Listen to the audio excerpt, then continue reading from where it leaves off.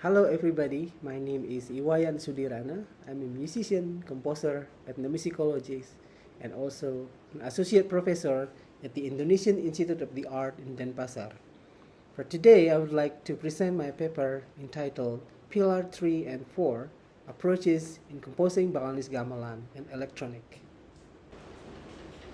In 2002, Thomas B. Holmes published the second edition of his book about electronic and experimental music.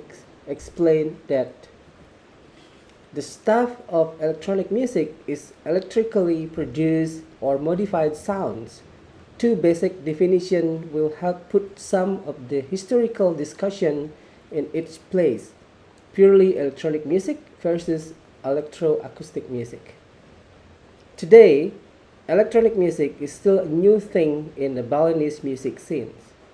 Based on my experiences as musician, composer, and academic scholar in Bali, most Balinese traditional musicians, composers, and also academics have a little knowledge about electronic music. Although, in 2005, senior composers Wayan Sudirana has started electronic approaches in one of his compositions in his album Arak, a Balinese intoxication entitled Croaking, an electronic music that manipulates the sound of frogs, cellular phones, and computer built-in sample-based sounds into the idea of Balinese interlocking figuration system called Koteka. However, because of lack of sources, there are still many composers who lack affinity for this approach. If we look back about the history of electronic music in Indonesia, the approach of electronic music can be traced back to 1963, when Slamet Abdul Syukur released La Tigra, a composition of ballet music combined with gamelan, and Syukur's second electronic composition entitled Astral in 1984.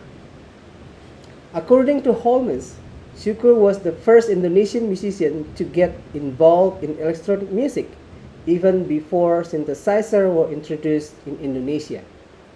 After Syukur, composers like Hari Lusri, Otto Siddhartha, and Sabto Raharjo, with their electronic composition entitled Batas Echo in 1978, Saluang Pekan Komponis 1 in 1979, and Dilarang Bertepuk Tangan di Dalam Toilet in 1980, respectively, are the next periods of the development of electronic music in Indonesia after Syukur. One of the main characteristics of Indonesian electronic music during that era is the combination of traditional element of pentatonic scale with the electronic medium. In other words, most composers still depart from the realm of traditional music in composing their electronic music, or what so-called electroacoustic music, as Holmes stated at the beginning. A similar situation happened at the development of electronic music in Bali today. Most of the composers seek for new ways in expressing the traditional elements of gamelan music. The composers who are involved in the electronic music scene are those who have access to development of computing technology, and also those who want to expand their quote-unquote wings in the music scene outside of Bali or globally. Although there have been several composers who have started to use electronic as a medium of composing their works, there are not many places, events, or festivals that accommodate their presence in Bali. Most of these composers turn into electronic media for several reasons. They were looking for new musical possibilities, interested in sound manipulation that can be produced with electronic media, and doing something that cannot be done concretely, for example, stretching or synthesizing gamelan sounds. These compositional approaches can be considered a new movement done by those emerging Balinese composers within the last decade. Emerging Balinese composers started to take their step into manipulating the original sounds of gamelan through computer-based audio interfaces and or purely exposed to electronic music techniques.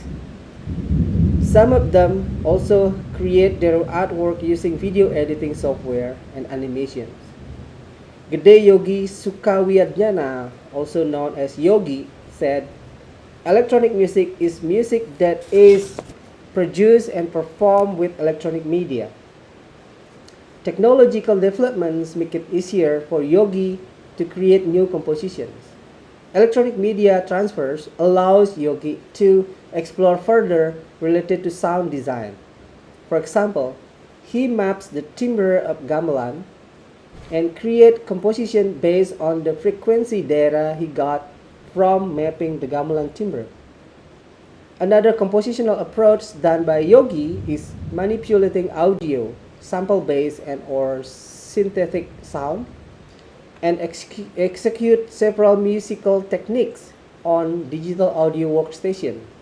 For example, reverse, stretching, returning, etc. When the pandemic hit Bali in early 2020, this activity has developed more intensively among emerging composers. They work on their own in their rooms with electronic tools to create a multimedia type of work. Siciliani states, "Today's composers do not just sit on chairs and write notes while composing music. Composers also develop their skill to create their artwork using video editing software, VJ tools, film and photo cameras, staging, lighting, programming, languages, communication protocols, working with microprocessor, physical computing, soldering, tailoring, book layout, and many more." All of these methods stated by Siciliani can be used to create electronic or multimedia types of compositions. Technological advance and pandemic confinement have become an alternative for emerging Balinese composers to create their works outside of their traditional path. This paper will analyze one of Putu Adi Swecha Putra works entitled Pilar to understand the compositional approaches, the technique used in manipulating gamelan sound, and how it correlates to traditional aesthetic aspect of playing the gamelan instrument. Speaking to this distinguished guest and audience, I want to be clear that the idea of electronic music in Bali is still remain uncertain. Many composers have their own methods and ideas on how they execute their electronic music technique. Many also copying, adding, and or develop something unusual with other composers who have similar passion. Looking at some emerging composers like Iputu Adisepta Swecha Putra, Kadek Januranga, Gede Yogi Sukawiardjana, and Arya Deva Suryanegara, made me think of how quickly these young people integrating technology into their works. Interestingly, they are skilled performers of traditional Balinese music, and because of this reason, carefully and thoughtfully employ traditional music elements into their electronic works. In order to exhibit this approach, I introduced one of the multi-talented young composers, Iputu Adisepta Swecha Putra, also known as Septa, who merit your attention. Not only his great involvement in many aspects of traditional music, but an emerging composer who is very active in producing new works in contemporary gamelan and electronic approach. Septa was born in the village of Ubud, Central Bali, in September 1992. His grandfather was a great traditional drum player in town during the 60s, and his natural talents on gamelan music obtained from his grandfather's blood. Septa has been playing gamelan from early age and developed his compositional skill at the Indonesian Institute of the Art in Denpasar in 2015 and in Surakarta in 2018. He joined Gamelan Salukat and Gamelan Yuganada, both focused on new music for gamelan. From there, he got influences on his music. To express his idea and to contribute to the development of new music for gamelan, Septa has made a set of new gamelan ensemble designed by himself called Sada Sancaya and formed his own group, Nata Suara. Septa's interest in electronic music started when he heard the music on the internet. At first, he saw a DJ's playing method in processing the song being played. On the other hand, he also saw the Gamelatron, the sonic sculpture robot that plays gamelan instrument independently, which got him interested in the involvement of technology in music.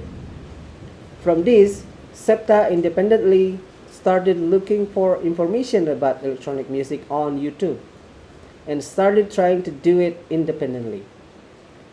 From the result of that search, he found several people who later frequently helped him in implementing electronic music in his compositions. Pilar is a piece created by Septa in 2021. It was a time when Bali is experiencing a decline of artistic activity due to COVID-19 pandemic. Traditionally, the system for creating Balinese musical works has always depended on communal practice processes. But with the advancement of computing system nowadays, Septa as well as other composers in the same field have managed to continue their artistic activities just by being in their rooms, working with their laptops and other supporting equipment. As a result, new musical works are created by combining traditional and electronic elements as a form of advancing the mindset of today's Balinese emerging composers. The concepts used in Pilar are inspired by one of the dioramas from the traditional building system or undagi, which was recorded in 2000 BC, and the complexity of the supporting pillars contained in the Bajra Sandi monument. Septa provided an analogy of a pillar as a sturdy support in life. He said, reflecting to the function of pillars in Bajra Sandi monument, every human being should have a strong foundation in accordance with their respective choices. Septa further explaining that a good foundation will certainly be useful as a support or relevant axis in life. This is the idea they embodied in Pilar as a new music with artistic value, form of principle, arguments, causality, and empirical sensations. Pilar is divided into 5 segments, and each segment has specific purpose according to the message conveyed. Septa names each of the segments as Pilar 1, Pilar 2, Pilar 3, Pilar 4, and Pilar 5. This paper will focus on Pilar 3 and 4 because it is in accordance to Holmes' statement at the beginning regarding music that is purely electronic and a combination of traditional and electronic elements. Pilar 3 uses electronic digital instrument and several selected instruments found in the Balinese gamelan, such as one gong, one kajar, or the beatkeeper instrument, 5 bilah gangsa, or the bar of the gangsa instrument, and 5 medium-sized drums, or the Balinese drums. The duration of this segment is 3 minutes and 21 seconds. This piece is performed by 3 musicians. 2 musicians play the acoustic gamelan instruments, and 1 musician, Septa himself, operating the Logic Pro X Pro software on his laptop. The selected instruments or part of the instrument are placed in unusual ways. The gong is placed on a wooden frames with the knob facing down, unlike the original hanging gong. The kajar, the beatkeeper instrument, is placed in the gong on the cushion. 7 bilah, or the bars, are separated. Each is placed on top of the mual, the skin part of the head of the kendang, the Balinese drum. 2 mics are used in this performance. One is placed on the bilah, the other on the gong instrument. The gong, kajar, bilah are played in an unconventional way. The gong is rubbed with the gangsa mallet or being struck on its edges. The kajar is released from its traditional function as a tempo holder, and the bila is placed on top of the drum and beaten separately, producing resonant effects from the kendang below it.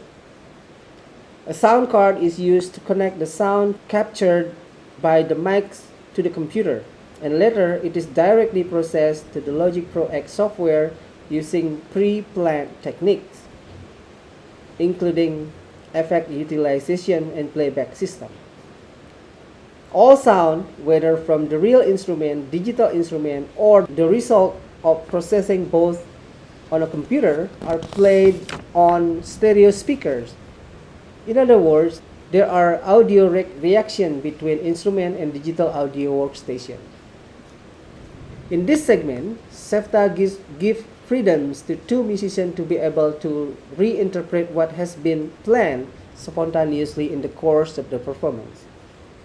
Initially, SEPTA worked alone at home to complete the electric music design according to the concept. Then he called the two musicians to respond to it. SEPTA provides verbal guidance to the two musicians. There are three keywords that must be understood by musicians. One is kosong or empty, pola kacau or chaotic patterns, and pola datar and saling mengisi, flat and fill-in patterns. When the electronic music provides an empty space, the musician have to respond it by playing a motive progression that's called langa, a long sustained note played in a slow and spear tempo. When pola kacau or the chaotic patterns are played, the musician have to respond with a faster and intense patterns with dynamic changes. And lastly, when the pola datar and saling mengisi, a flat and complementary patterns, are presented, musicians have to respond by heart, or in Balinese called pangus, literally means suitable or appropriate. Besides giving complementary patterns in response to the electronic music provided, the musician have to use his ability to create his own patterns in the course of the performance. Skillful and experienced musicians are required to be able to do this, and also to be able to create complementary patterns that can be considered pangus. According to SEPTA, they had rehearsal several times to unify the perceptions and try out some appropriate responses based on those three keywords. Sometimes, SEPTA has to demonstrate how to respond to the music he designed appropriately. Appropriate response do not mean that the musician have to do the exact same response as SEPTA demonstrate. There are also freedoms in expressing the response creatively in the course of the performance.